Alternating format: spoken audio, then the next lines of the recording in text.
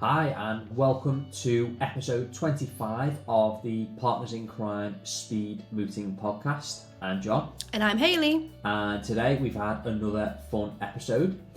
We began by talking about the Northern Pupillage Fair, which is coming up next week, and all the goodies that are starting to arrive. We also had a nice chat about our upcoming advocacy club meeting, and for you lucky members, we recapped that you are going to have the chance to see John Dove in action, as he will be performing a closing speech for you all.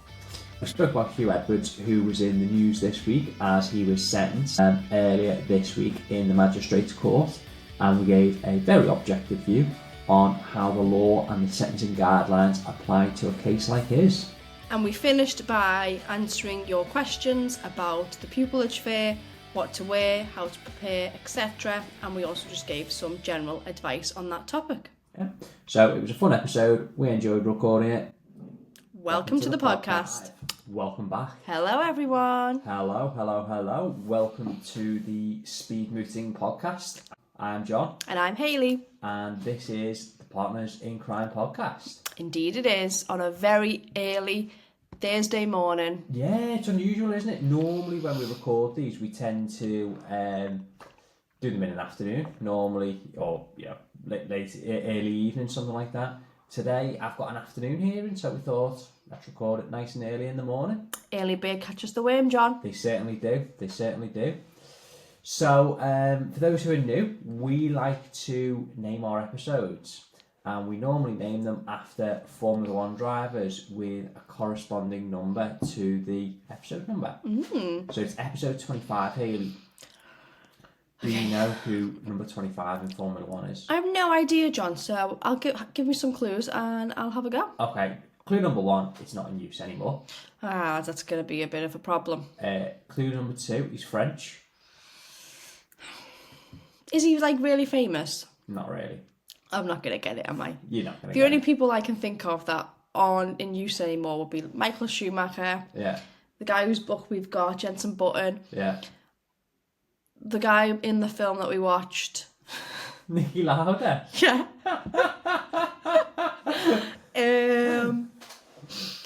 And Sebastian Vettel. Okay. That's right. it. If it's not any of those 4 people, I'm not going to get it. No. Well, no, it can't be pretty much any of those people you've named, with the exception of Jensen Button, because the current numbering system has only been in place since 2014. And they're all, well, yeah, Nicky Lauda was just a tad before 2014. Oh, right, was he? Yeah, he was winning world titles in the 70s and 80s. See, after almost 6 years with John, some Formula One knowledge has rubbed off. Yeah. But a lot of it is still over my head. Yeah. He ran an airline more recently than driving in Formula One. Gosh. Yeah. Wow. But anyway, I digress. It is Jean-Eric Vergne. Never heard of him. Okay. I'm sure that's no insult to him. I'm sure he's a great driver.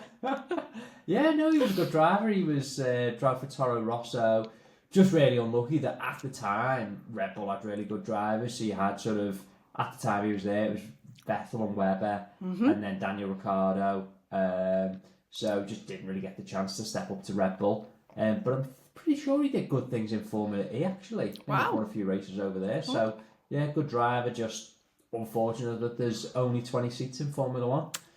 So yeah, welcome to the episode 25, the Jean-Eric Vergne special. Welcome. Anybody who listens to us, we know that our equipment needs updating slightly. It certainly does. I mean, we think, kudos to us. We started this and we were like, let's just get on our 2 laptops and record it, which is, the advice that all great podcasters give. You want to record a podcast, just record it. So if anyone out there wants to start a podcast, same advice to you.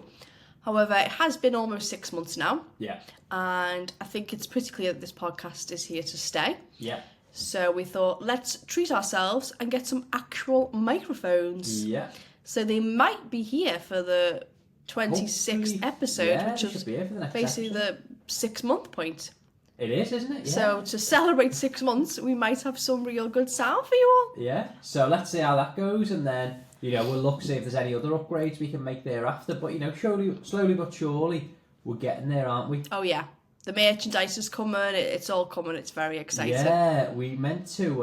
Oh yeah, we got well, new we're t-shirts. Gonna wear the shirt. I'll show them on the screen. Hey. Yeah, go grab one. So yes, speaking of merchandise, well, not so much merchandise, but more items. Things are starting to. This is merchandise. Yeah, I suppose it is merchandise. Yeah. It's something we purchased. It's therefore merchandise, isn't it? Yeah. So things are starting to arrive for the Pupillage Fair, and we'll talk to you about that in due course, but we're too excited about these things, aren't we? Yeah, we are. So everyone is going to get a tote bag at the Pupillage Fair, and they've arrived. Check it out. Woo! The Speed Mooting tote bag, look at that. Feels High very quality, real, doesn't it? Nice cotton, fully recyclable, so you know, we are keeping the polar bears happy. We're giving these away for free, John, so you don't really need to, sell them so much. No, we don't. But, we are a sustainable company. We are doing well. Look, get us. Hey, look at this. It's like you want to. Well, I was joking, wasn't I, that when I went to see a careers advisor in year 10, and I think it must have been like an evening, we went to go with our parents and said, what do you want to do? I was like, well, a couple of options, possibly an airline pilot, and maybe barrister. Mind hosting on one of the shopping channels as well. Well, there you go. That was your audition right there. Yeah, there we go. QVC if you're watching. So that's the bag. Have a little feel of that, Hayley, if you want. Oh, good stuff. Good stuff. And we've got polo shirts for some of our ambassadors on the day, and we're keeping some of these. Oh, of course we are. Going to wear these to the pub on a Friday night. Look at the quality of this polo shirt. We've got the nice Speed Mooting logo. You can't see it. You still can't see it. There you go. There we go. Look at the logo there. That is amazing. And what's funny was, when we sent these off for printing, we sent the full logo, like you can see there, if you want to hold that up, Hayley. With the green background. And they arrived in the post and they didn't put the green on. And I'm thinking, do you know what? On the polo, it looks so much better. It does. Show them the back. We're going for that. And I said to them on the back, we thought we'd just get writing. We said, just write Speed Mooting on the back. Oh no, this company, they put the full logo on the back for us. Amazing. Feel like I'm being unveiled at Everton, like Lord Panic at Man City, with his shirts. There we go. Apologies to those who are listening on Spotify. You can't see any of this. Take our word for it. They are beautiful. They are beautiful. So, So next up, I really want a hoodie. Yeah, that's next, isn't it? Yes, I want a Speed Mooting hoodie, or maybe the Partners in Crime podcast hoodie, something. Ooh, that's a shout, isn't it? Because we do have a logo for the podcast. Anyway, we digress. We're getting very excited. But we're excited. We've got merch. Oh, and also for our fellow sister company, publicspeakingtuition.com, we have lovely little coasters. Look at those. So publicspeakingtuition.com are one of our exhibitors. They are. At the upcoming Northern Pupillage Fair. So if you head over to that table, you can get yourself a coaster. You can get yourself a coaster. And we won't give the game away, but there's going to be some very exciting Speed Mooting and Advocacy Club freebies that you can pick up as well. There's some really good ones. We're not telling you what they are. If you want to find out, get yourself to Liverpool. They are so good. I mean, I know from my own student days, and this is quite shameless, but it's true. We can all relate. One of the perks of going to, I mean, I didn't go to any pupillage fairs, but I went to a lot of law fairs. Going around and getting like the quirky, the really exciting goodies. So it's like, oh, okay, yeah. Pens over there, yeah. Pens are great, all well and good. But then you go somewhere and they'd be like, whoa! A pack of highlighters with logos on, yay! Do you know what my favourite one was that I picked up, that I got the most use out of for years? A Waitman's piggy bank. Yeah, see, something really, really cool. Really, really practical. And yeah, because on one of these, so say you go out, you spend a tenner, the change goes in your pocket, you come home, drop the change in the piggy bank, and then at Christmas, go in the bank, drop it all in, the big machine in that West. It's a nice little Christmas bonus. See, I had the NatWest piggy bank when because you could get a NatWest like junior account, couldn't you, when you were like 12 or 13? I can't remember. And then, did anyone else have this? You might know what I'm talking about. And it had like all the money like in a row, and you drop your coin in. I don't know how this works, John. You might know because you're better at like maths and physics and stuff. But you drop it in, and it'd run along, and then it'd drop down the right column. Yeah. So you'd have like your £2, your pounds, your 10p's, 50p's. It'll all be to do with the size and weight of the coins, won't it? Yeah. I imagine so. Yeah. I don't understand the science behind it, but It works. it worked. It was such a because you could see them all like totting up. So cool. Oh, I want one. I wonder if they still sell them. They still make them. I bet you someone's got one on eBay for like a grand or Yeah. something, you know. Anyway, but we moving digress. on. We'll talk about the Pupillage Fair. 28th of September, Liner Hotel in Liverpool. We're adding exhibitors every single day. It's crazy. So it's just growing. We've got the full list of exhibitors. So we've got 8 days. 8 days to go. So it's all very exciting, very real now. We've been planning this for a long time, and now boxes of goodies are coming every day. I'll pop the photo up. Again, apologies if you're only listening to this, but use your imagination. John standing next to a stack of boxes holding various items of merchandise because it's all coming. I mean, our office is unusable at the moment because that's where all the boxes have gone. They were in the living room, but we thought, you know what, quite like to sit down. So they've all been moved. So yeah, stuff's coming every day. We're finalising all the arrangements with our exhibitors every day. It's just, before you know it, it's going to be here. And then it's like, we already know it's such an amazing event that it's turned into. It's going to be an annual event. Oh, of course it is. Yeah. Which means as soon as this one is finished, we'll have to stop planning the next one. We were saying about this, weren't we? Yeah. Thank you very much, Liner Hotel. Now, what date can we have next year? Okay, it's in the diary. Let's go. Yeah. So, yeah, very, very, very exciting. But registration for attendance is still very much open. And to be fair, it'll be open right up until the event. Till the day off, yeah. Get on the website, pop your details in, and away you go. There's your ticket. Yes.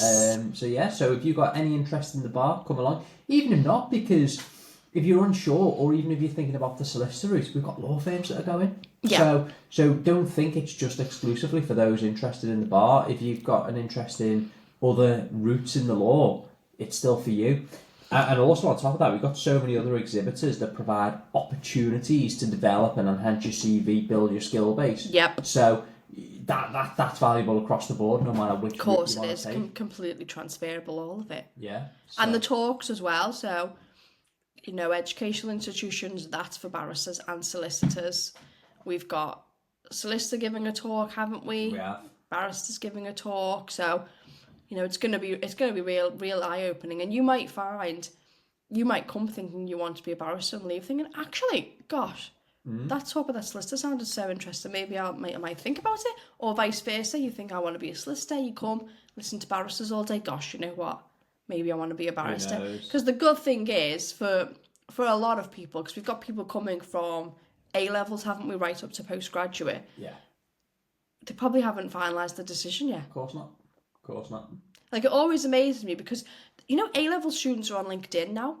Like, they're so advanced. Yeah, because a lot of them, like, connecting with us all the time. And they'll be like, year 12, year 13, aspiring commercial solicitor. I'm like, how do you know? You can't possibly know. I always think the craziest one was last year. We had an A-level student take part in the bail-up competition and get through to round 2. Yeah, amazing. And like we say, we don't discriminate, so anyone is welcome. Anyone's welcome. Well, I think over the age of 16, I think we couldn't in good conscience let 13-year-olds battle against bar students. No. But, you know, beyond that, you know, as long as you're 16 or over, as long as you're not qualified and in practice, take part. Yeah. I mean, speaking of the Pupillage Fair, just one last thing. Come for the tote bag alone. Look at it. Look at that. Look at it.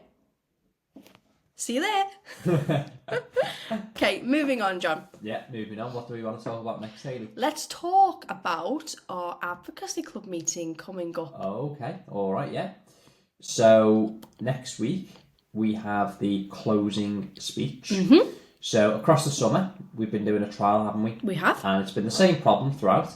So members did the opening speech on behalf of the prosecution, meeting 1. Witness handling, so they got to do a little bit of witness handling for each side in meeting 2. And now we're on to the business end of the trial, the closing speech. This is where you look at all the evidence that's been given at trial, and this is your chance to comment upon it and try and persuade the tribunal to find in your favour. Yes. So members will be given a closing speech on behalf of the defendant. He's been charged with a Section 39 assault by beatings. So, did he act in self-defence? Was he struck first? Did he reasonably fear an attack, and therefore did he preemptively defend himself? So yes, that's what you're giving a closing speech on. It's going to be a fun session, and as a bonus, for those in attendance, you will get the opportunity to watch me give a closing speech. So I'm going to be an advocacy club member for a week. I'm going to be there preparing a little speech myself, and I'll deliver it on the night. But it's one time only. Miss it and you miss it. Yep. Be there or be square. If you're not there, you can't see it. This one isn't being recorded for YouTube, so you've got to be there exclusively for our members. Yeah. Indeed. And it's interesting, isn't it? You say like the closing speech, brings everything together. It's the end of the trial. But actually, you say, and I'm sure our previous podcast guests have said as well, you think about the closing speech from day one, don't you? Of course you do. So you've already kind of got in your mind what your closing speech will be, and you're trying to get there with the evidence, aren't you? With the witness handling, etc. Yeah. So it's a beast that moves right throughout the trial. It's just presented at the very end. Yeah. So that's, a lot of people say as soon as you get the brief, you've read everything, draft your closing speech, and then when you're coming to, plan your cross-examination for each witness, think about what you want from them. It might be that a witness gives evidence, and by the time you've thought about your closing speech, you think, do you know what, their evidence isn't actually that contentious. There's not really much you need to quiz them on. So, just to give an example, I was dealing with a magistrate's court case not long ago, and there was a witness due to give evidence, and I'm going through the statements with my client beforehand, and he's there saying, dispute, with one particular statement, I dispute this. I said, yeah, that's fine. But in reality, the only point that's really in contention is this one point. So this is where I'm going to focus my cross-examination, because even if we got the golden cross-examination on all the other points, it takes us nowhere for the closing speech.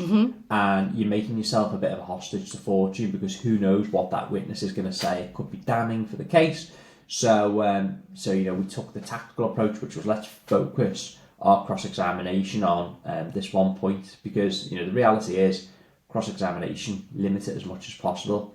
It needs to be what's the phrase that they use? It should be a raid, not a siege, or something. Basically, get in, get out. Don't hang about. Get in, get out. Make your points, go. There we go. So as you say, the closing speech brings it all together, but you're thinking about the closing speech all the time. Anytime you're putting a question to a witness, think closing speech. Brilliant. So that is on the 24th of September. It is. And if you're not a member of the Advocacy Club, you don't want to miss this one. So you certainly don't. It's a perfect one to join. You don't have to have done the other trial sessions to take part in this. It is standalone. So get yourself onto our website, speedmooting.com. Have a look at the Advocacy Club. Pick which membership fits right for you, because there's a few different options. Yeah. And we'll see you there next week. Yeah, definitely. Okay, moving on. So today we've got a topic, and this is kind of a mix of commercial awareness, John, and learning the law. Okay.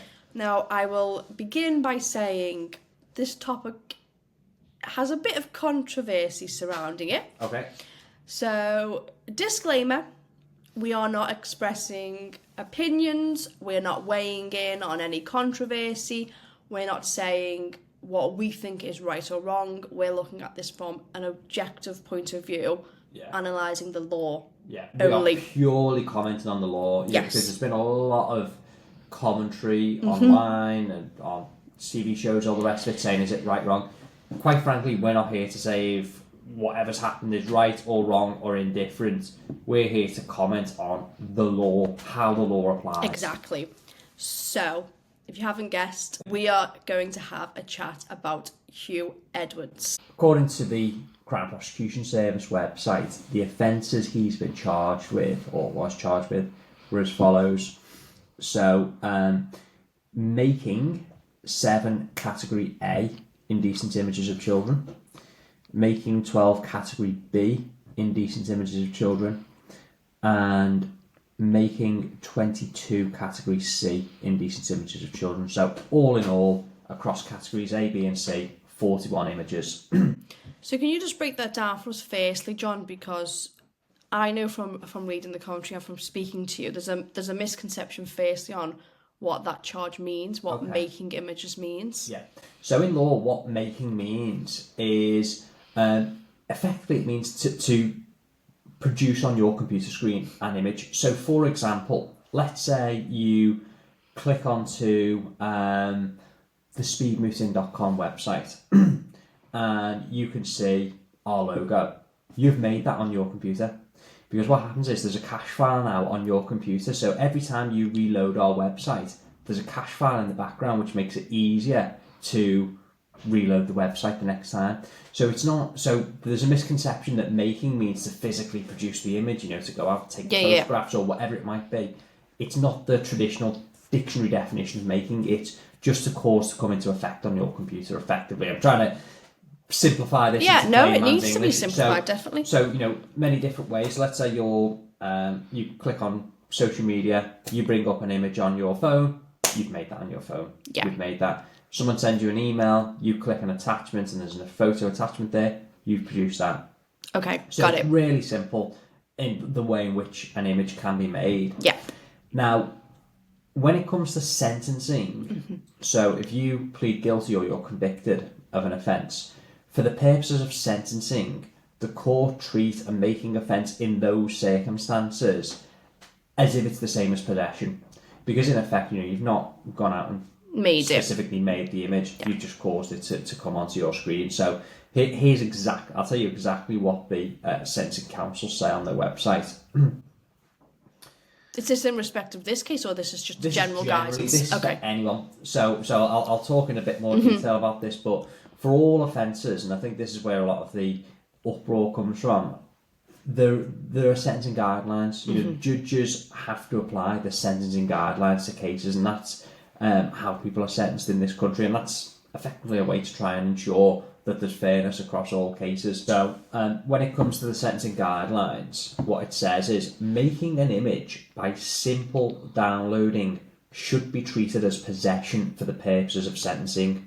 So you have because there's three different offences. You can either possess indecent images, you can make indecent images, or you can distribute, okay? And there's three different guidelines for each. Yeah. Distribution, obviously a lot more serious than simple possession. And likewise, if you were to produce the image of source, then obviously a lot worse once again. But the way that the law treats these offences is if it's effectively the same as possession, because you know you've not actually produced the image, you've caused it to come into effect on your screen, it's treated the same way as possession. Okay. Yeah. Okay. So that's our starting point for this. So when we look at the sentencing guidelines, he's been sentenced on the basis of possession, and that's nothing specific to this case. That's how these are dealt with across the board. The Sentencing Council's website indicates that, and I deal with plenty of these cases in court. I dealt with them when I was at the Crown Prosecution Service, and also now at the Independent Bar. I deal with these cases, and that's common across these cases. This is how they are dealt with. So, of course, what happens is we have effectively a matrix on the Sentencing Council website, and anyone can go on there. It's sentencingcouncil.org.uk, search for these offences, and you'll find the sentencing guidelines there. So let's take the most serious offence, which is the making, but it's to be treated as possession for the purposes of the guidelines. Possession of Category A. So the court has a range of 26 weeks custody all the way through to 3 years custody for this offence. And the court has a starting point of 1 year's custody. So what happens is, so when somebody's being sentenced for this offence, the court will take its starting point of 12 months. The court will then take into account mitigating and aggravating factors and will make an adjustment within the guidelines. It might be in some cases that the aggravating and the mitigating factors effectively outweigh each other. Therefore, you find yourself back at the starting point and you don't depart from that. Yeah. Sometimes the aggravating factors might massively outweigh the mitigating factors, in which case you're going to move up towards the top end of the bracket. In other cases, the mitigation might outweigh aggravating factors and you make a downward adjustment.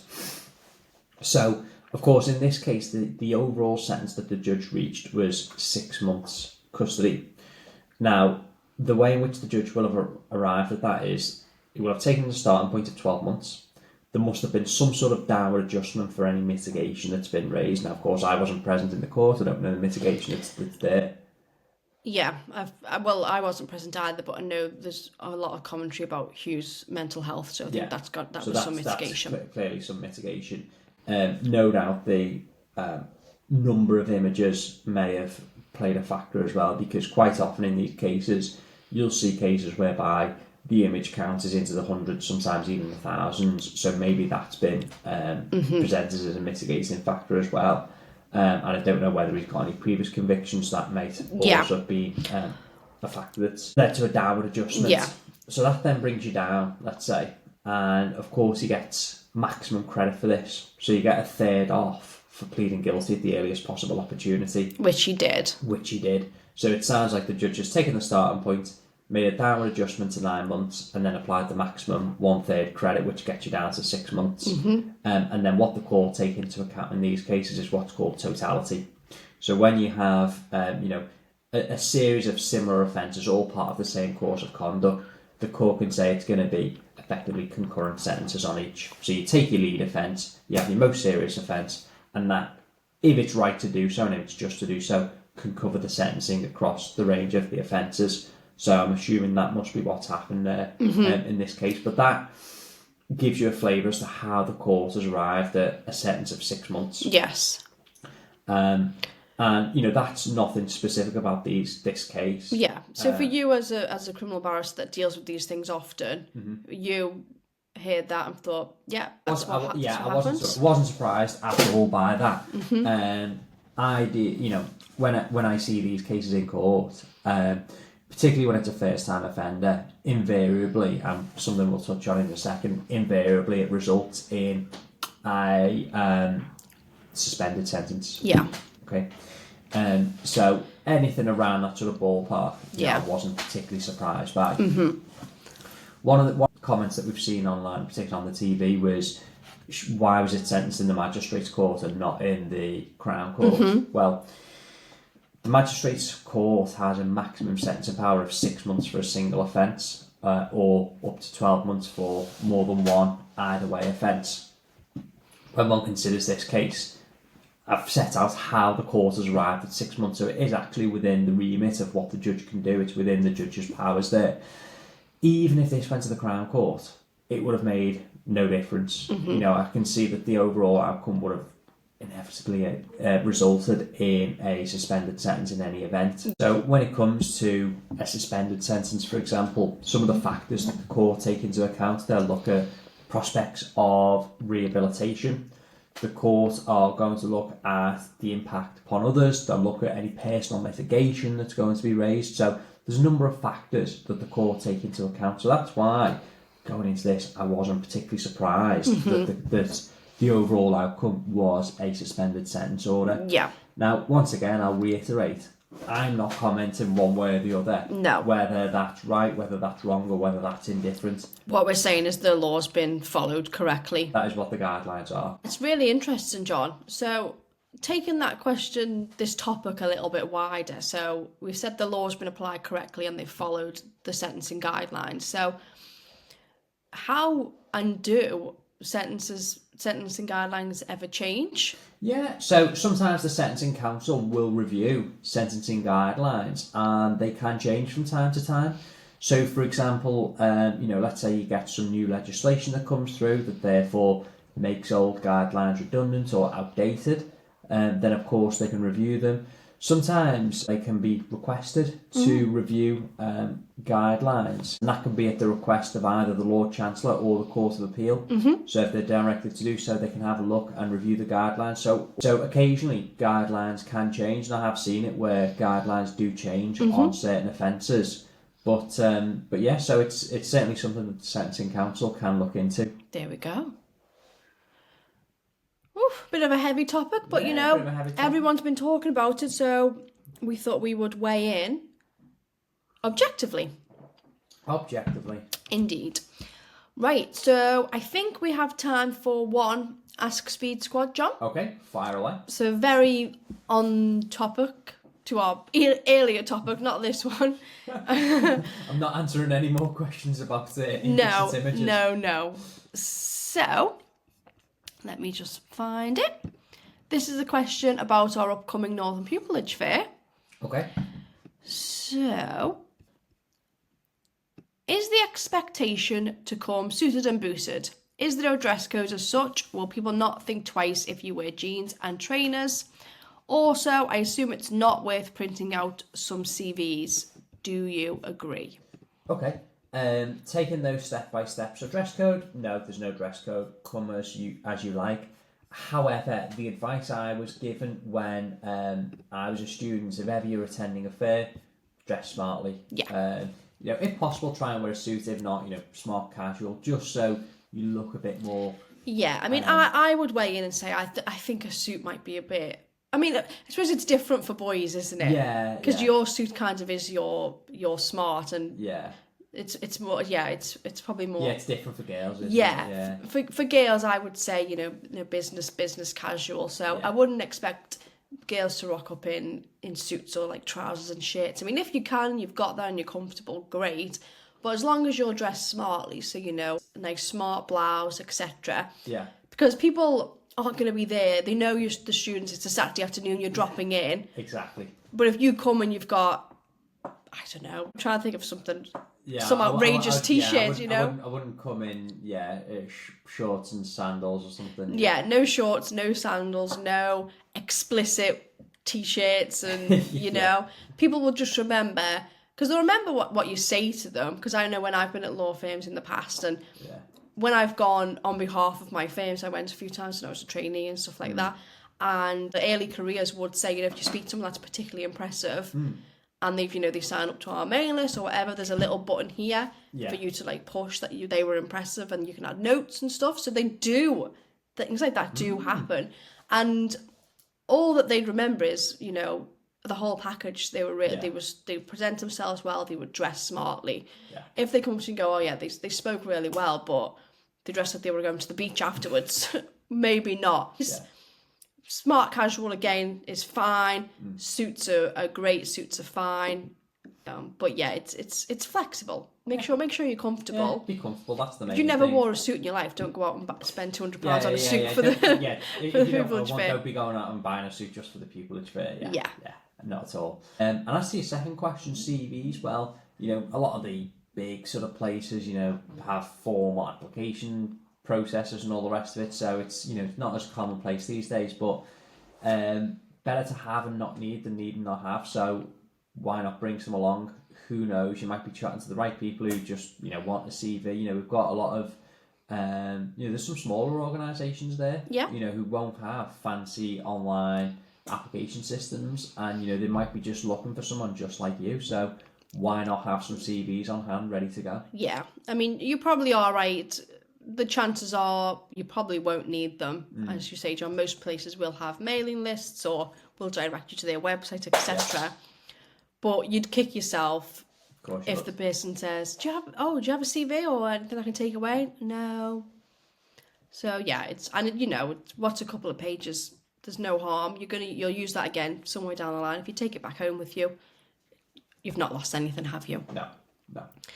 That answers this question specifically. And just looking now at some other pieces of advice that we might have for people attending the Pupillage Fair. So I would say do your research. Everything is on our website, the list of the exhibitors, links to those exhibitors' websites, etc. So make sure you know who's going to be there, a little bit about each company, especially the ones that you're most interested in. If it's a Chambers, for example, I've been following your Chambers for a while. I was reading recently that your KC acted in this case. Oh, it's so exciting. I really love that area of law. Can you tell me X, Y, and Z? Just do a bit of research so you're not just walking around, hi. And I'm guilty of this, by the way. When I went to my first law fair, I did doing research and just walked around. Any questions? No. Just grab a freebie and walk away. That's not going to impress anybody. You're instantly forgotten once you leave that table. So yeah, do your research, know who's coming, prepare some questions. Anything else from you, John? That's pretty much it, really. Yeah. I'm like that student that's rabbit in the headlights. I haven't really got much to say, but no, I think you've given some good advice there. But yeah, I think, as you say, get some questions prepared so you've got something to ask. And yeah. And just be yourself as well. And it should be a really fun day. So, you know, we're not trying to give you loads of homework. It shouldn't be a difficult thing to attend, but, you know, just make sure you get the most out of it. And yeah, have a look at our timetable of talks as well. Oh yeah, some good talks coming up. So if you go on the website, the timetable's there. So yeah, shaping up to be a good day, isn't it? It really is. And for those who are there at the end, I mean, this isn't confirmed yet, but we think we're probably going to make this happen. So our venue is the Liner Hotel in Liverpool. Yeah. And we're going to ask the venue if once it's done, they can open the bar for us. Why not? So there might be other exhibitors. Certainly the speed mooting team will be hanging around afterwards, having a little scoop before we head home. So, you know, if you want to join us, yeah, why not? You're more than welcome. Indeed. So yeah, so exciting times coming up. Exciting times. So there's only going to be one more podcast episode and then the Pupillage Fair. It's come round so fast, hasn't it? Yeah. And we've already got people contacting us now saying, "No, I couldn't make it this year," or yeah, we're getting inquiries for the stands that I want that have all gone. Can you put us on the list? We definitely want to be here for 2025. So we already know. As good as it's going to be this year, I don't mean to undersell it because it's going to be great, but it's going to be even bigger and better next year if that's possible. If that's possible. We'll have to get thinking of what goodies we can bring next year. I know. Because I know the goodies we've got this year are going to... They're going to fly, aren't they? They're going to fly off those... I'm going to say the shelves, but... The tables. The tables. I mean, these bad boys, they're not lasting very long. Everyone's going to be wanting these. You can just see like the Instagram posts with people with their cups of tea on that. I've got to say, I'm impressed. Pass it over. Because when we ordered these, I was thinking they were going to be cardboard, you know what you get in like a pub. And then they came, and I don't know if you can hear this. They're like ceramic. Yeah. Or something. Yeah. They're made out of strong stuff. That's strong stuff, isn't it? Yeah, so that bad boy's going to last you for years. I'd say it's an investment, but you're getting it for free. Well, you know, always remember the name. Remember the name on there. Publicspeakingtuition.com. Well, that brings us to the end of another one. I think it does, John. This is our penultimate episode for Pupillage Fair. Hope to see as many of you at the Advocacy Club next week as possible. Ready to hear my closing speech? Yep. I'll be there. Yeah, that's good to know. I'll be there too. And yeah, it's been a good episode. See you at the next one. Bye.